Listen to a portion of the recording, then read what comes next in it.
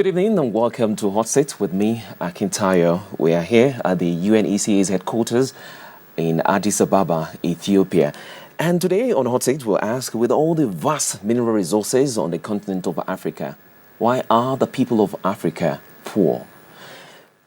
With the growing demands for mineral resources, water and land for agriculture across Africa from new players, especially China, even from the Middle East, and some wealthy players from North Africa, there is now a window of opportunity for Africa to harness and improve its natural resources governance. And that's why we are here in Addis to talk about it. We've got so many experts on land policy and other matters concerning Africa land governance.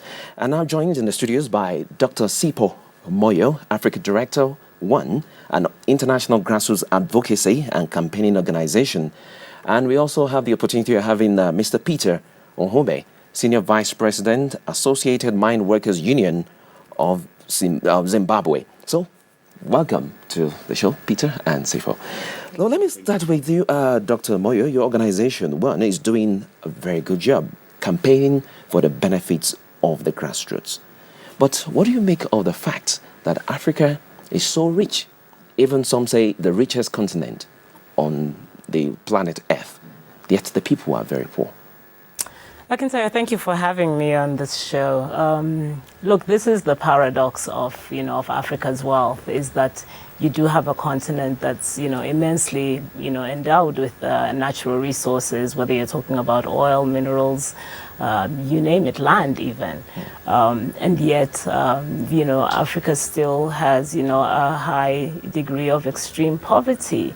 This really is the paradox of Africa, and what it is really is that minerals and natural resources in Africa, even though they present the potential for ending poverty, even though they present the potential for high economic growth, even though they present the potential for equity in society, they haven't lived up to that promise.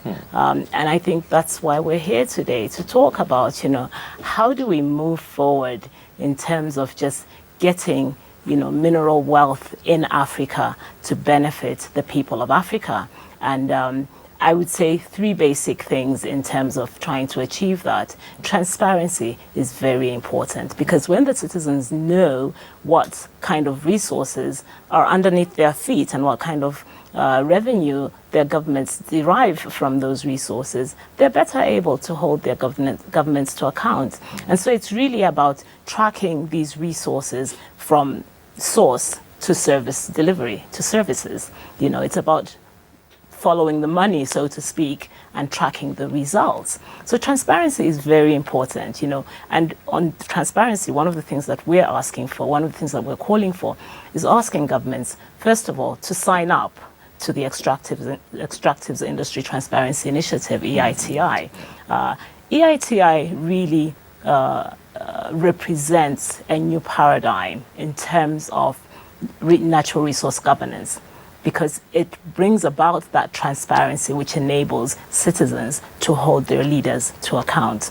Okay. So that's what I'll say about transparency. Another important aspect of this is accountability, which is, the other side of transparency, where governments are being held accountable. When we talk about accountability, Parliament, for example, plays a very important role in terms of oversight. Citizens have to be empowered in order to be able to hold government to account.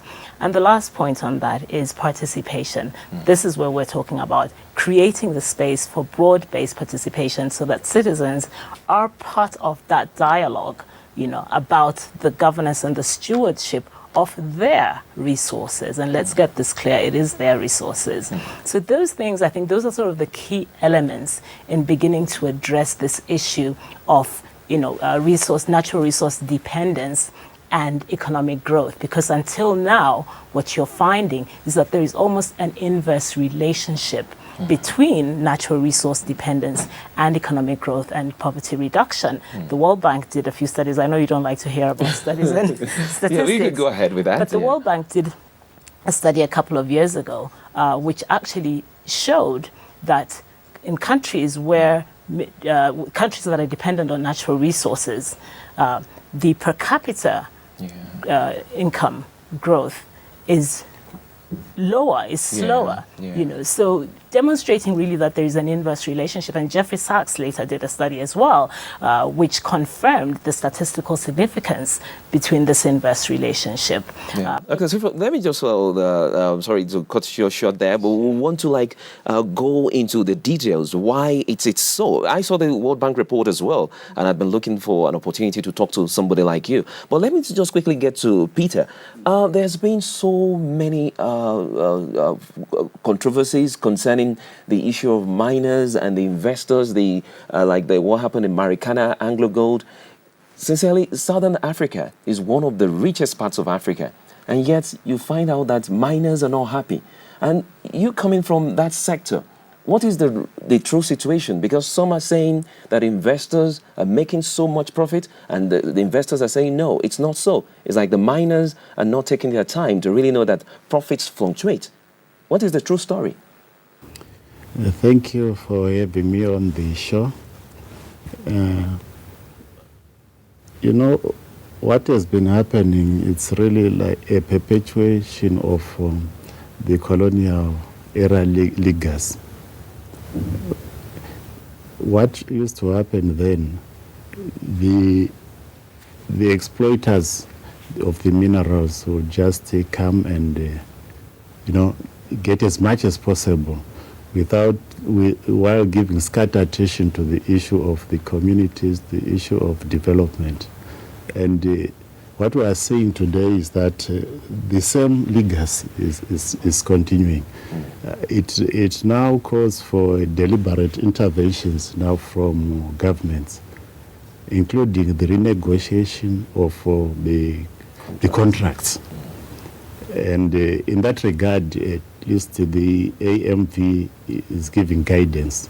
And we hope that maybe if many of these countries, we know that the African Union has adopted that as the vision and the tool which should bring us out of this cycle of poverty. We really hope that at a national level, many of these countries will adopt those initiatives that are being espoused by the vision. Otherwise, we will still continue to see some skewed contracts which are skewed in favor of capital. And what happens then is that the employers will be able just one goal, that goal of just excavating and getting as much as they can from the minerals, and not paying attention to the development of workers.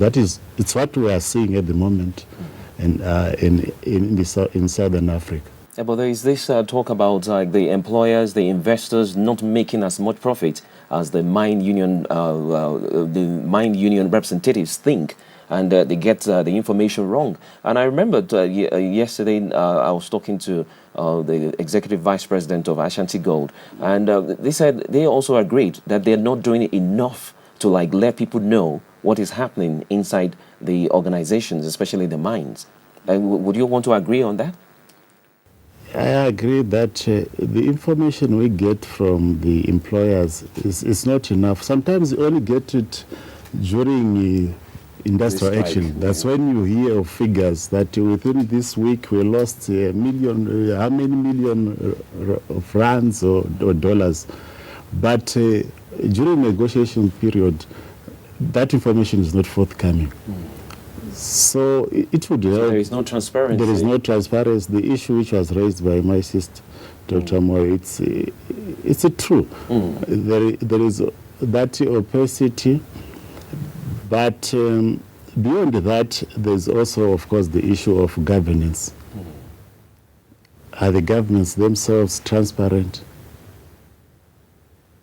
What we've noticed is that in some areas, because I will talk of our situation, say, like in Zimbabwe, for instance, the information we get, because some of the government officials, they're also players these days. They are also miners. And they withhold information as well. So it becomes quite a challenge to negotiate a fair deal for the worker. Yeah, but Peter, the question I would really want to really ask, maybe we should just hit the nail on the head. Is it really true that these miners, they don't really make enough profits as you think? No, it's not true. There are some mines which publish their results. Sometimes we read in the press they'll be talking of millions of dollars, yet they'll be paying maybe the lowest paid worker will be getting around $200, and those are people who will be talking of $200 million profits, like the platinoids companies.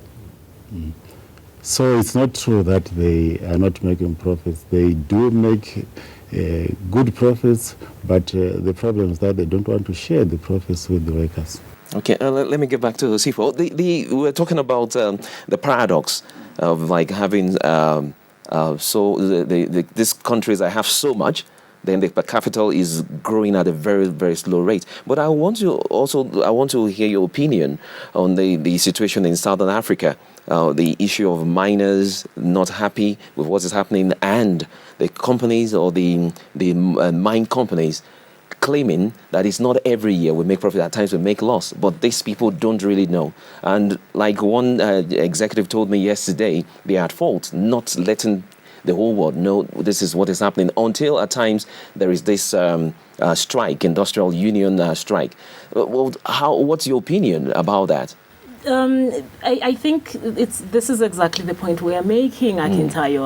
I don't really get into the books of these mining companies, but the point really is about transparency, isn't it? It's really about transparency, and even beyond EITI, which I think presents an amazing framework and a new paradigm for governance of natural resources. I think even beyond that, we need to start looking at legally binding measures about public disclosure of the revenues from these mining contracts that governments sign. And the problem is the lack of transparency with these deals, and then these deals in themselves are sometimes just bad deals that don't benefit either the government or the people.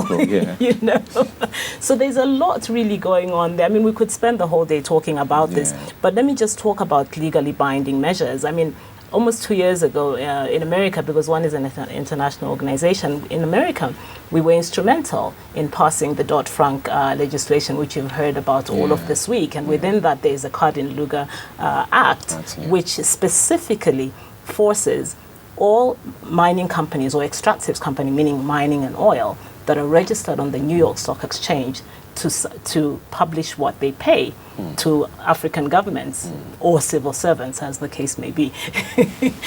So to publish what they pay for licenses and so on, to be able to extract and exploit in those countries. So in a sense, the sun is already beginning to shine on some of these shady deals. And that's very important. But I would like to ask were the mine union workers involved in all these deals so that they will get to know the details? But that's what the transparency is for, is to benefit the mine workers, and the citizens in general. So it's not just the mine workers, it's the citizens as well.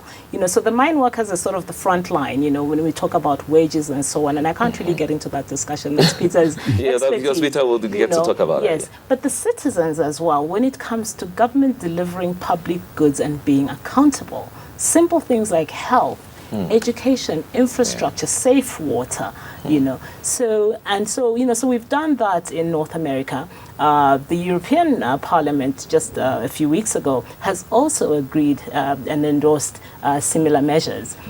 So we're carrying, as I said, the sun is beginning to shine, and would like to see those kinds of legislation and legally binding measures coming to the continent in countries that are mineral dependent, because it is really important. It is about good governance, and good governance entails transparency, accountability, participation, and really just delivering the services and the goods to the people. Okay, let me have Peter's opinion on that. I think it's good news for Africa when we could have such a thing.